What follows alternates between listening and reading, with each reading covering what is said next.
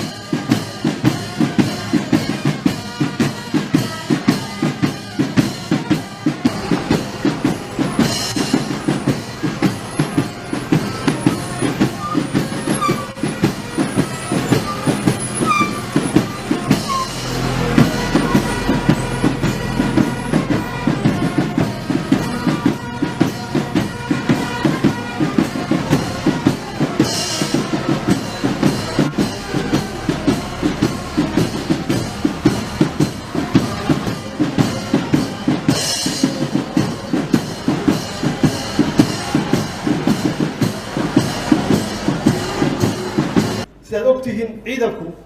kaligiis maaha wax dhimanaya waxaa la rabaa dawladda ay koow ka tahay iyo shacabka Soomaaliyeed in ciidanku uu garab taagan yahay oo aan u hayseeno oo aan u gabyeeno oo aan caanaha iyo biyaha iyo raashinka aan ka daba wadno ciidan aan lahayn shacab ciidankaasi ma guuleysan karo ciidanku wuxuu ku guuleysan karaa markuu uu og yahay inuu haysto taageerada shacabkiisa iyo dawladdiisa annaga waxaan qaybteen la imaanna marka oo dhankii dawladnimada ah oo dhameystiraysa waxa lagu wuxuu ciidanku u baahan yahay shacabkana ay garab istaagaan waxaan xaqiijinaynaa muddo 2 sano ah shabaab inaan dalka ka ciribtirno haddii Ilaahay yiraahdo